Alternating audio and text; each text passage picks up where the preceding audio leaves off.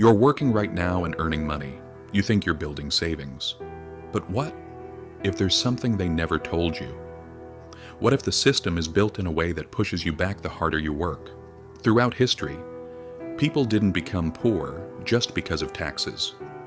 They became poor through financial mechanisms they didn't fully understand. And the most dangerous part is this: most people don't even know it's happening. Now I'm going to show you the mechanism that hasn't changed for centuries.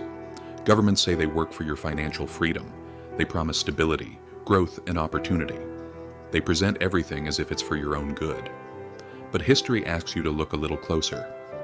For centuries, states have built financial mechanisms that move wealth upward. The majority worked, paid, and waited. Those at the top stayed closest to the system. Names changed, eras changed, but the logic barely did. The oldest method is inflation. When a state spends more than it collects, it has two options: either openly raise taxes or reduce the value of its money.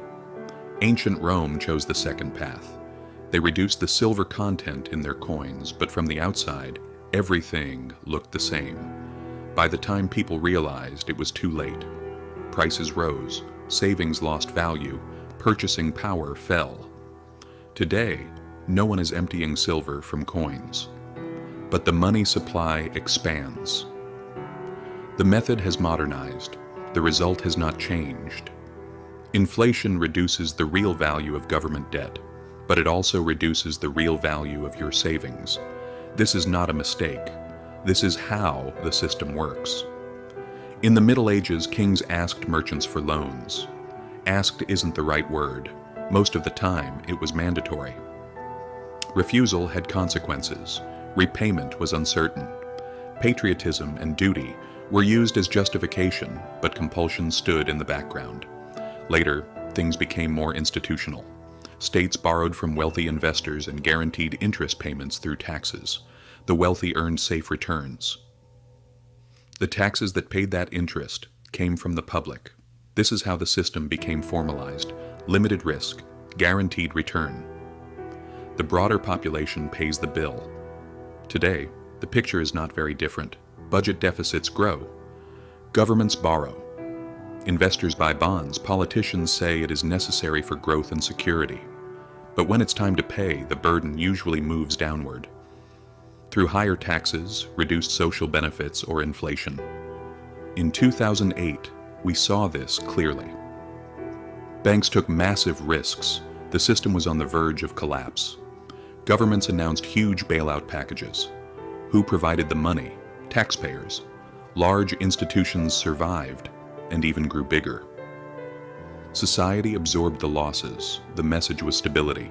The result was concentrated power. Then came monetary expansion. Trillions flowed into the markets. Stocks, bonds, and real estate surged. Those who owned assets saw significant gains, and who owns most of the assets? The wealthiest segment. Meanwhile, everyday life became more expensive. Rents increased. The cost of living rose. For those without assets, conditions became harder. Inflation lightens the state's debt, but it also lightens your wallet. Another issue is complexity. Tax systems span hundreds of pages.